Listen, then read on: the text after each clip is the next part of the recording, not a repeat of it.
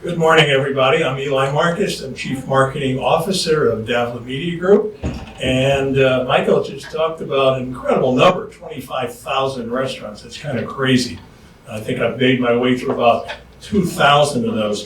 But the speaker we have here today, he's actually impacted all 25,000 of those restaurants. And I think earlier they called him a pandemic hero. And I think we're going to get him a big jersey that says like PH on it, like Superman, 25,000, that's a lot.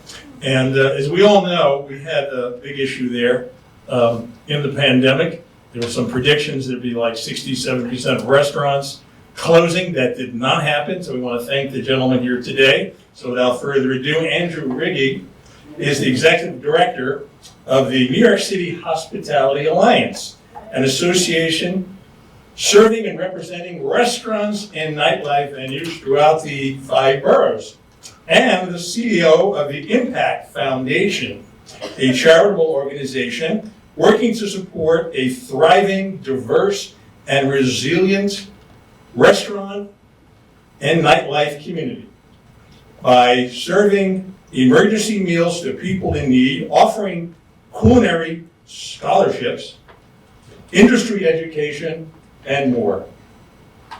In addition to his executive duties, Riggi serves on many advisory boards. Additionally, he is a vocal industry advocate, and you probably read about him a lot in the newspapers because they were quoting him all over the place.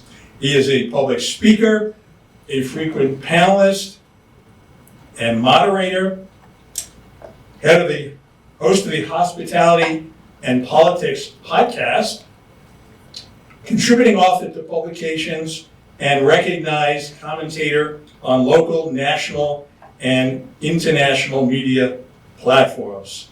We'll probably go on forever with this, but without further ado, Andrew Riggi.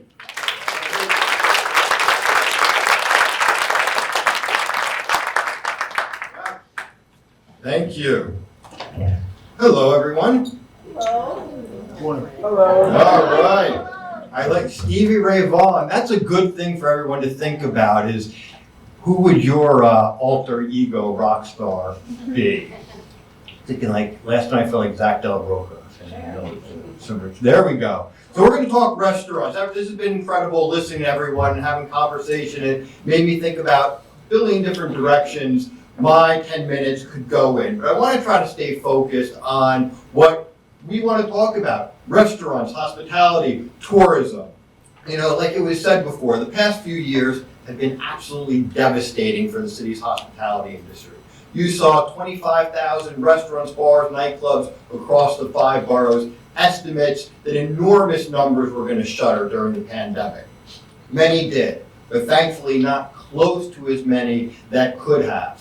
We went from pre-pandemic employment levels of about 300,000 people working in the city's restaurants and bars. Then, in April of 2020, it plummeted from about 300,000 down to 90,000.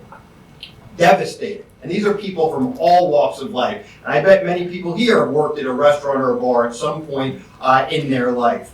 And you see the conversations about 50% office occupancy in many buildings. Tourism, it's coming back strong, and the whole team at NYC Tourism Convention is doing a great job, but it's not fully back. And all of this impacts our industry. And no matter what sector you're in, if people are going to museums, if people are going to visit the attractions, there is a common thread, because while they may go to this museum instead of that museum, at some point, there's a very good likelihood they're going to stop at a restaurant to eat. So people are connecting to it, and that's why we are really vital to not only the economic foundation of the city of New York and the state and the country, but also that social fabric. And it's why we have such a symbiotic relationship, whether you're a restaurant, an attraction, a museum, you're booking events, you're booking conventions, obviously the hotels. And we see what's happening, where so many new developments, hotels, office buildings, have their anchor tenants. Restaurants, hospitality are part of it. We surveyed about 300 restaurants during the holiday season just to get an idea of where they are, where their mindset was, what's happening in their businesses. And about 48% of the city's restaurants and bars had expected higher or similar sales in 2023's holiday season compared to 2022. About 40% expected lower sales. 50% of those same respondents reported a revenue decrease compared to 2022, but 37 of them remained optimistic. And the reason I put that out there is it's exactly what I hear, and in my job trying to represent the industry as a whole, I get very nervous saying, everything's back, everything's horrible, because the reality is everyone is having a different experience, and it's really all across the board. Part of that is because of pandemic era policies that benefited or hurt people. For example, the federal government had an incredible program called the Restaurant Revitalization Fund, which gave enormous grants to local businesses to pay back rent, to pay staff, to help offset the inflationary costs of all the goods and services they were purchasing. But about 65% of restaurants in New York got shut out, and the federal government shamefully failed to replenish that fund. That means restaurant on one block got a huge grant, took care of their debt for the most part, set them up for more success. The restaurant across the street, down the block, nothing. It hurt in many, many different ways. We don't have to get into all those, but as business people, I know you can all understand it. I was looking at some restaurant reservation data year over year. You probably book reservations with OpenTable, one of the platforms, and I was looking at the month-to-month seated reservations. Well, guess what? They're down or flat this year compared to the prior, I should say last year compared to the prior. This January, I just looked this morning, it looked really quickly like we're about down 7%. Now, I don't know if last January people had mentioned earlier, they just wanted to get out, it was the revenge travel, which is a very interesting title, but it's down, so maybe people felt like last year I gotta get out after the new year, now they're just a little bit more settled into their ways. And also looking at average check size, talking about, yes, experiences are going to drive people. And thankfully in New York City, we do have a lot of people visiting. We have a lot of people with disposable income. But let's not think for a moment that it's not the situation for so many people. So neighborhood to neighborhood, the spending patterns are much different. So yes, you go out and eat, you buy something, you see the cost to dine out has definitely gone up. But inflation continues to be higher than the increase of menu prices. So even though it's coming down, thankfully, restaurants still have not been able to raise their prices to offset the inflationary costs. So those restaurants that are fortunate enough to say, you know what, we're crushing it right now, we are really, really busy. The cost to do business has gone up, so their margins are even smaller.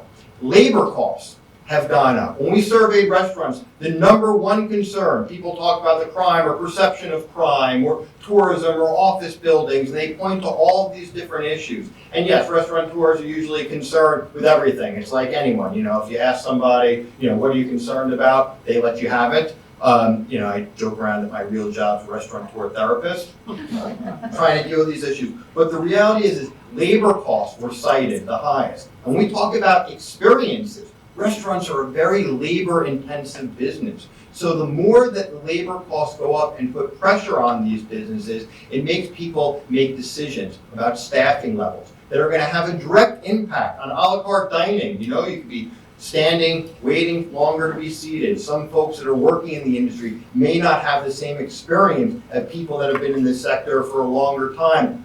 So when people come, they may not have that same experience that they're going back to the suburbs and talking with everyone about. So this is something we need to think about. And there's policies that impact the industry. I had a few people earlier say, Andrew, talk about this, talk about that. I had a few people talk about outdoor dining, so I'll spend 5 seconds on that. This month, the City of New York should be finalizing the final official outdoor dining rules, which will redefine what the permanent outdoor dining program is going to look like. It's going to be so much better than what we had before the pandemic, but it's going to curtail a lot of the excesses and a lot of the stuff that people want to rightfully get down and bring more order to the system. But that's gonna have a big impact on many restaurants as well, because you've seen many have been able to increase their space outside. Now they're gonna have to start paying for it. And how that's going to play out and that transition is going to be very important as well to ensure that the city is supporting businesses through it. Another one which I haven't heard, unless I missed it, was congestion pricing. And I know a lot of people have a lot of different opinions about this or about that. But what is the impact of congestion pricing going to be on the sector? I can tell you right now that restaurant, bar owners, hotels, probably anyone with a retail shop expects every one of their deliveries to have a congestion fee surcharge on their invoice. So that's going to go up. How that is going to impact, the overall prices, we'll have to see. Restaurants often do catering, or catering companies, these trucks going in and out of the zone, having to pay the fee. That is going to have an impact. And again, how is it going to impact people traveling from the suburbs, which was very interesting data before, coming into the congestion zone?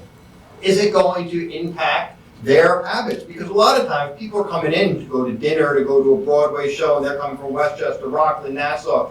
They want to drive. They don't necessarily want to take the train back, even if it's a wonderful experience at 1 o'clock in the morning or whatever it may be. So that's something to consider as well. Again, regardless of what you feel about the policy, policies do have impacts. I won't get into it, but the public safety, obviously that is something, whether it's the data or it is the perception. Not only for people going out and dining, it's what they go and tell people about that experience. And the people that are working in the industry, and they're shutting the bar at 4 o'clock in the morning, and they're going home on the train, what is their experience? This is all going to impact, our sector.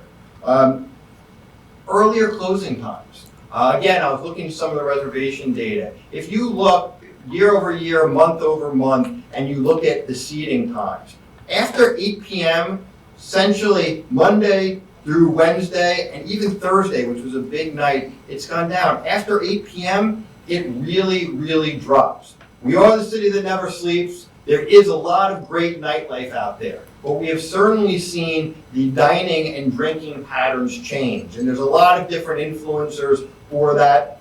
We see bars, particularly in Midtown, starting happy hour earlier. That's great, makes you happy, but it means they're also going home earlier as well. There's always going to be the popular restaurants. I know some people, they call, I want a reservation here, I need to get a reservation there. I think part of that, talking about social media, is defined by where people feel like they have to go. And there's different reasons why certain restaurants, nightlife spots, become the go-to place, and they get very hard to get into.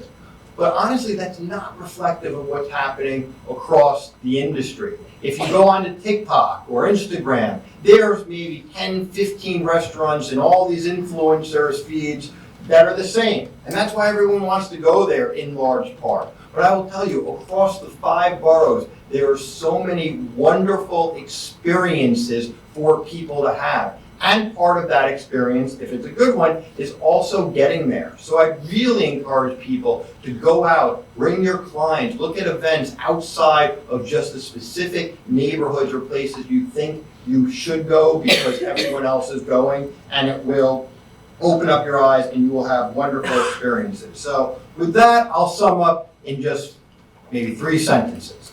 Is that I said during the pandemic, New York City never recovers unless our restaurants, our nightlife, our cultural institutions are at the core of the recovery. And while we have not fully rebounded, in order for the city to fully rebound, all of these spots need to be at the core. And we are getting closer and closer and closer. And part of the reason I know is because all the incredible work that all of you in this room are doing. So thank you. I wish everyone the best. I love just listening to what everyone has to say, and I've learned so much. So thanks again for having me.